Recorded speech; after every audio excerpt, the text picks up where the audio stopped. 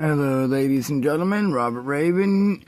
We got our music in the background. Today we're going to do episode 26 of Eric/Maximilian solo campaign. Got my notes and everything right here. Let's roll our D12 to see who's going to fight in the tournament today. Is that the 6 or the 9? Okay, so 9. And, okay. We'll still need to do the D20 to see. 1, 2, 3, 4, 5, 6, 7, 8, 9. Okay, so 9 is molasses, water. 1, 2, 3, 4, 5 versus Galahex, metal, and earth. Alright, so let's see if any of them want to do anything. No, and no. Alright, so they both just come out normally, not trying to do anything too fancy. And let's see. Is okay, so armor 14, health 60, and then Galax has. Alright, and oh wow, Galax is gonna probably destroy him. Alright, let's see who goes first. Galax has a +3, Malarisis has a +1, so Malarisis gets a 18, and oh wow, well, and Galax gets a 17, so he actually goes second. Alright, so, Malarisis will use a water spell that needs percentiles. If he succeeds, he will summon a water golem. It costs 2 combat points. If he fails, then nothing happens. Alright, 96, he summons his water. Oh, 99. He definitely summons his water golem. Alright, and then he uses his last combat point to command his water golem to attack right after him. And so his water golem will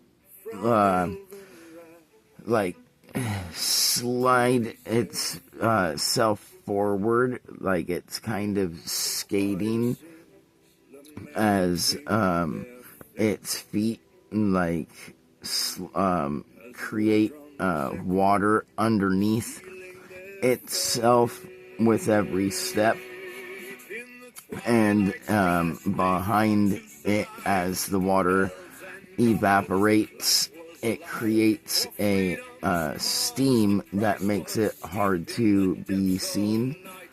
And as the water golem gets to Galatrix, it's going to spend all 3 of its combat points to attack him with a mighty water blow. And oh wow, it only it's got a +5, but that's only 5, 6, 7, 8, so that does not hit. As it comes sliding in, and it goes to like raise its hands up, and clamp its hands together and goes to smash him down to try and hit it, Malarix, or to hit, Galahex. And it would normally hit him and like burst into a watery explosion, but Galahex just dodges right out of the way. And instead, the golem's hands crash against the ground and burst and cause a 10-foot crater in circumference that's 5 foot deep in the ground that's now filled with water in the center of the arena. And now it's Galahex's turn, and he's going to spend all 3 of his combat points to use his special attack, which also has a percentile because it's a mixture of 2 magics. It's metal and earth, so he has to see if he can mix the magics together. 54, he just barely is able to activate it. And so as he raises his wand up, the earth underneath the water golem begins to ripple and shake as hands start to come up and forming from the earth and the sand that is the floor of the arena, and they wrap themselves around the water golem, grabbing it by its arms and its legs, holding it as the sand, so the earth hands grab it, and then the sand is separated from the earth and spun. And as the sand begins to gather, all the iron that is within the minerals start to form into little tiny needles that are shot forth. And alright, 13 plus 3, so that's 16, so that hits the golem's 15, and it takes damage as the metal is shot forward at it. 3d6. So 3, 6, and 10 plus 3, so 13. Alright. And so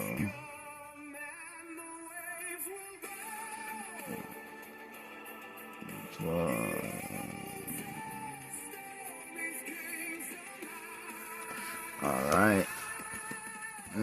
Got the golem's health down. Alright, and now it is Malaris's turn again. And he is starting, let's see if he panics or not with what just happened to his golem. Nope. 56, he holds his composure. Alright, so he will spend his combat point to command his golem to attempt to break free. Let's see.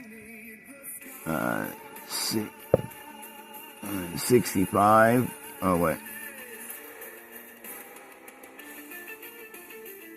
No. Hold on. What one is that? Is that the 60? No. Okay. So, 95. And So the water golem breaks free, and then he's gonna spend 1 combat point to attempt to create a water shield around himself, like a water bubble. Oh, 96. Okay, he creates a water bubble around himself with,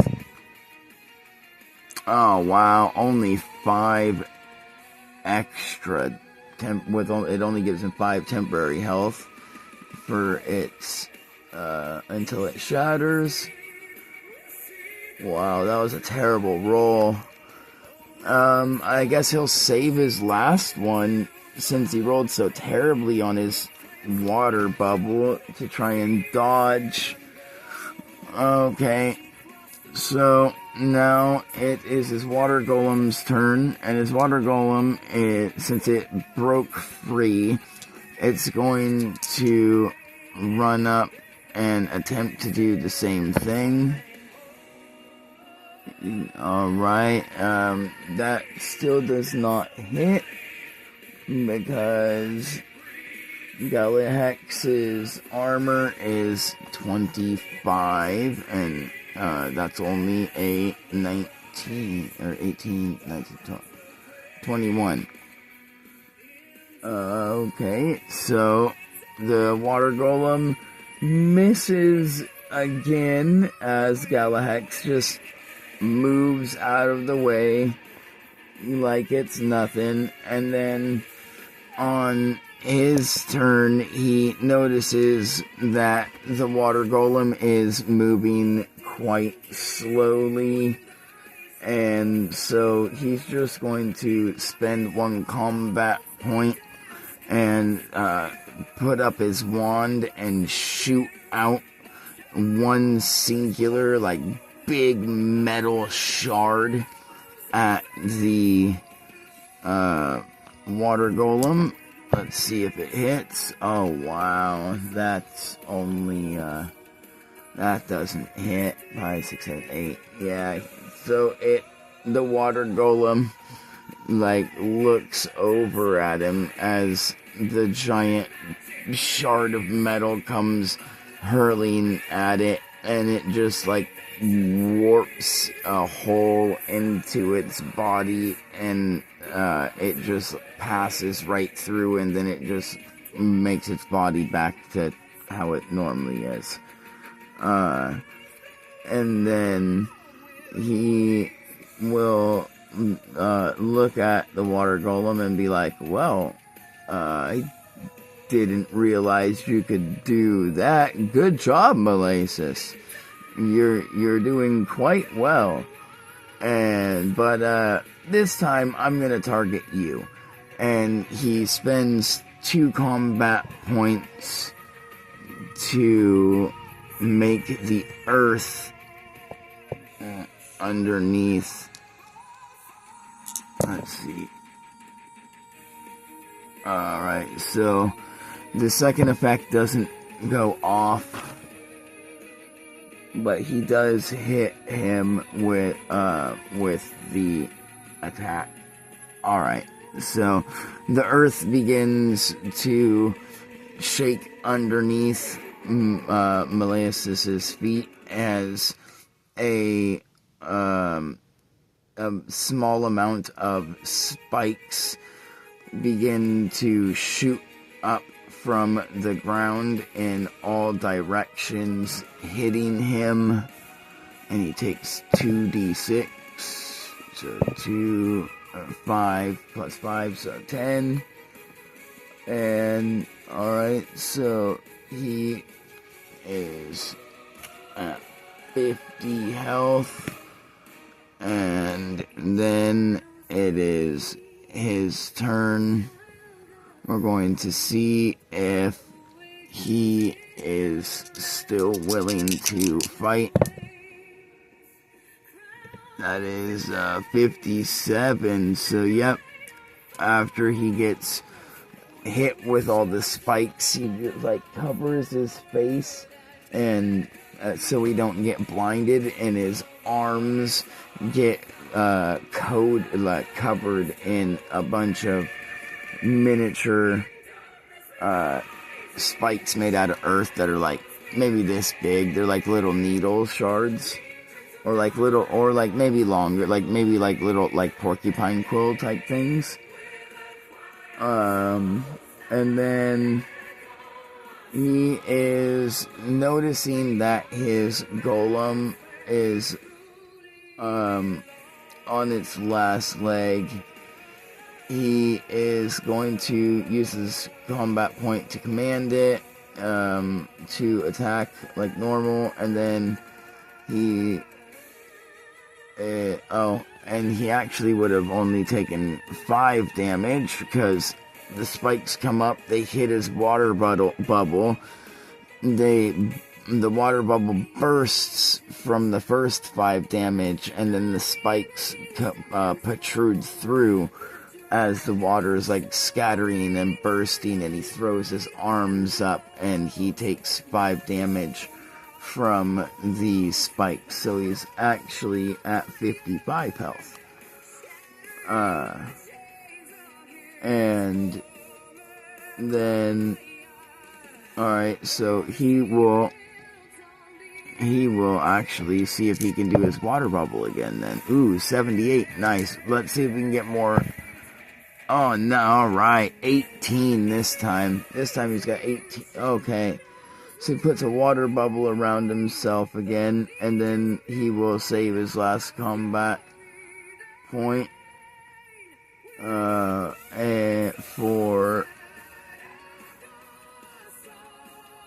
Let's see. He'll save his last combat point to try and make his golem dodge if it gets attacked. And so now it's his golem's turn. It's going to just do 3 basic attacks this time. And because it can only hit with a natural 20. So, nope.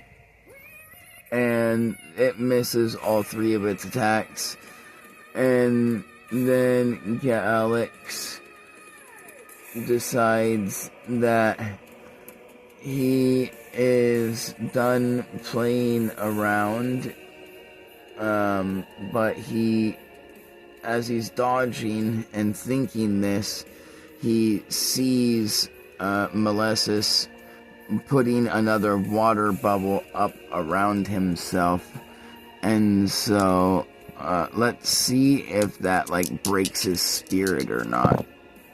Nope, 53. He's still like, all right, I'll just shatter through another one. Little does he know this is the last time Malesis can use this ability. And so he is going to spend all 3 combat points to try and fuse earth and metal together to summon an earth golem that's coated in a layer of metal like it's wearing armor. And he succeeds, 86.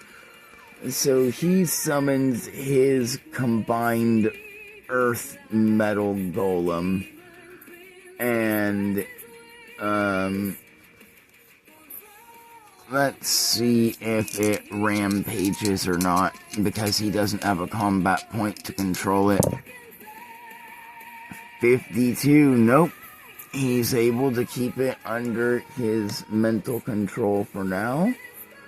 And so it can make 1 free attack. And it is going to throw its fist forward and attack the water golem. And that is a natural 1. So even with its +5, it's an auto fail. And as it goes to punch the water golem, we'll say he does lose control, and it goes berserk, and it turns around, and it attacks him, and it attacks him for, where's the, 4d10, so 2, 3, alright, so, 9, 10, 11, 12, alright, 17, 18, so 19 plus it's plus 5, so 19, 20, 21, 22, 23, 24, it smashes him for 24 damage. Let's see if he makes his save. And no, he fails his save. So it takes a secondary effect from the punch, which is an additional 2d6 as he's smashed into the ground and is affected by the prone condition. So there's 5, 6, 7, and then plus the 5, so 7, 8, 9, 10, 11, 12, and then 24 plus the 12, so 34, 36, okay, so 36 as he's smashed into the ground, and the ground begins to shake and rumble, and the crowd just goes wild as his golem turns on him, and as he's smashed into the ground, coughing up blood. Let's see if... No, 85. He's still willing to fight. Alright. And now it is Malaris's turn. And he is going to... let's see... He's just going to command his golem with 1 to have it try and restrain the other golem, and then he's going to come around, and for 2 combat points he's going to create 1d4 water spears, 2, and hurl them at the target, and they automatically hit for 1d4 plus his 3 each. And so, ooh, nice, 4, 5, 6, 7, and then 3 and 3, so 6, so 11, nice. So he jumps over to the side and creates his 2 water spheres and throws them at Galahex as he's down on the ground, prone next to his own golem, and they just like hit and stab him in, like, 1 in the arm and 1 in the leg, and they hit the ground, and then they burst and dissipate into water, and the water like falls onto him, and he takes 11 damage. Nice. And then it is now his water golem's turn, and it is, let's go with water golem, the water golem. Oh, the water golem got a natural 20. Alright, well, yeah, so the water golem on its last leg is able to still help out its master as it turns its arms into liquid, and it stretches them out to grasp around the earth golem that's covered in metal, and it like pulls itself to it, and then it coats itself all over the creature's body, and it is successfully grappled and restrained. And since it's coated in metal and it's magic water and it's just regular metal, let's see if the metal begins to rust or not. Nope, that's only a 5. Dang, that would have been cool though. Alright, so the golem are both out of the fight for now, and let's see, it's Galahex's turn, but let's see if all this is broke his will or not. He'll spend 1 combat point to control his golem, 1 combat point to get back up, and now he's got 1 combat point left. Let's see if doing all that has the... Yeah, 24. Alright. So, Galahex's will has been broken as he, stands back up, and he, goes to control his golem, but his golem is, covered and coated in water, and he's, all dizzy and stuff still, so he's, just now starting to realize what's going on, and he's just how can this happen? I know I'm stronger than you. Why? And he pulls out his scroll and teleports away, giving up the fight, which is surprising because he actually was a lot stronger than his opponent, because they're all different levels with different years at the school. Alright, let's go ahead and do another one. We will... Where is the... There it is. 4. 1, 2, 3, 4. Alright, so... Andros versus... and Andros... and 3, 1, 2, 3 versus Rex. I don't remember what Andros was. I accidentally erased his element. Oops.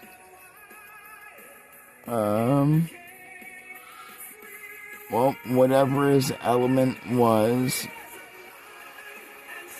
I think it was lightning. We'll just say it's lightning. And, alright, so, do either of them want to be flashy when they come out? Does Rex want to be flashy? 42? No. What about Andros? 87? Yeah, 87. So, as Rex is introduced, he has fought before, and he just, looks out at the crowd, and he's, scanning the crowd, trying to find, his parents who are in the guild, and so, from somewhere, and he's just yeah, let's do this. And Andros, as he comes out, he makes a lightning storm up here in the arena as the lightning begins to strike around him in circles and then spin as a beam of light goes up and then bursts in the sky. And let's see who goes first. Alright. So Rex has a +3. Ooh, 19, 20, 21, 22. And, okay. And Andros has a +2, so 18. So Rex goes first. Alright. Rex has Earth and Light. Oh, yeah, that's right. So Rex is going to use 3 combat points to do his special, where, let's see, they have to make a save. Or wait, hold on. Let's see if he can do the special, because it's a fusion of magic. Oh, nope, he fails it. 44. Alright, so Rex, like, busts out his item. I think it's a sword, if I remember right. And he goes to, like, cast his ultimate spell. He's getting, like, mana all gathered, and the wind and, like, air is, like, whipping up around him as mana is starting to collect, and earth and light are, like, beginning to mold together, and then a burst of earth and light as it explodes. And let's see if, you know what, we'll do percentiles to see if he gets out of the way or not. Nope. Or wait, yeah, 75. I looked at that upside down. So yes, he is able to not be harmed from the outfall of his magic not fusing together, as he, like, covers his eyes. And now it's Andros' turn. Andros sees this, and as Rex is covering his eyes, he's gonna take this opportunity to spend 2 combat points to summon a lightning cloud over Rex, and then 1 combat point to control the lightning cloud. And the lightning cloud lasts for 1d6 rounds. So 2 rounds. And now the lightning cloud shoots 1d4 lightning bolts for 1d4 damage each. So 2, and then so 3, and so 5. And let's see if they hit.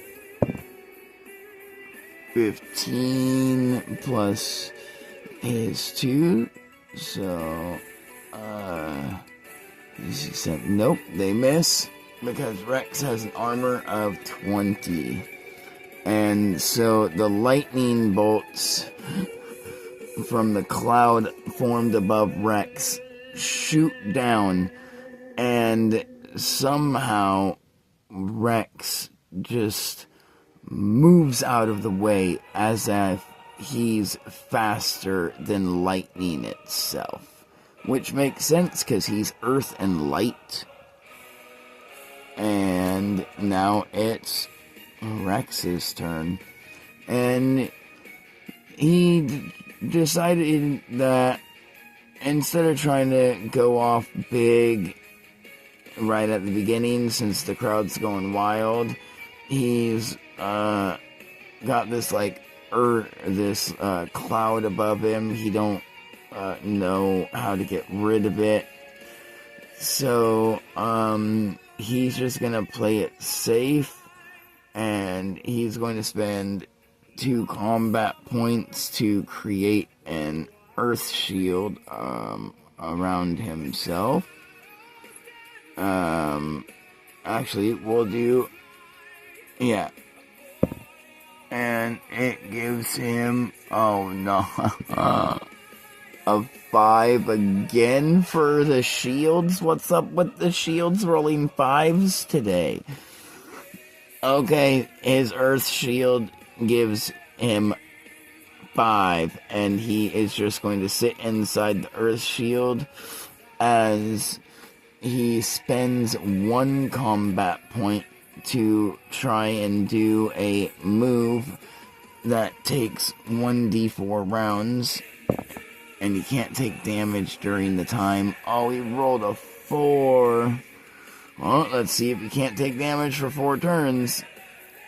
And, alright. And so now he's inside there, and he's like gathering light inside the earth dome that is covering around him. And so, now it's back to Andros's turn. Let's see how many lightning bolts go down. Okay, it's only 1. And it only does 1 damage. So it strikes the earth shield dome thing, whatever you want to call it. And it only does 1 damage, dropping it to 4 as it like begins to shake and crack slightly. And then let's see, what should he do? He sees the dome. The crowd is like yelling and going crazy. He is going to, you know what? I'll roll percentiles, 50-50 chance. See if he does a big attack or not. Okay, yeah, he wants to do a big attack. Oh no, 16. Okay, so no, he won't do a big attack. So he will use his ability to shield himself, but he has to see if he don't shock himself in the process. So, nope, he fails. So, as he attempts to coat himself in lightning, he instead takes 4 damage, shocking himself. And so, as that happens, he will decide to save his last combat points. And it is now Rex's turn, as Rex uses on 1 combat point to continue what he was doing, and he saves the other 2 for if the shield breaks and he is damaged in any way and not able to finish what he's trying to do, which he's now on turn 2 of 4, then he will spend those 2 combat points to put up another shield. And so now it is Andros' turn again. Oh, wrong one.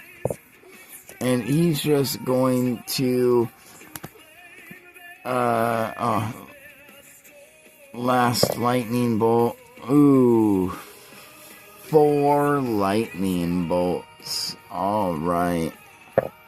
So 1, 5, 9, and 10 damage as the lightning bolts burst through and dealing 4 damage to the shield, cracking it. And right as that happens, Rex drops what he's doing, and like right as the other lightning bolts hit him, and he takes light as like right as he's being electrocuted, he slaps his hands together and forms let's see if he can form another shield around himself. Yep, 75. He forms another shield around himself. And this one has 4 health. Wow, Rex, your shields are absolutely terrible today. But I mean, I guess it makes sense. Your last one had 5. You just got shocked and tried to put up another one. And this one's got 4. Wow. Absolutely terrible.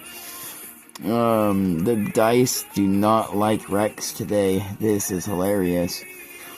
And so Andros will... That was the lightning bolts. They're gone now. He's just gonna do the same thing. He'll spend 2 combat points to make another lightning cloud. Since 4 turns.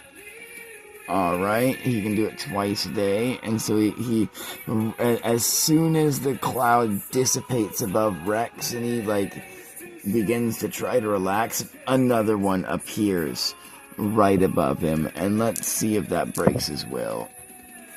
What let's see. A 34. Rex's will is broken. Well, as he sees the cloud, well, actually, he wouldn't see it. He'd hear it starting to form through his earth barrier.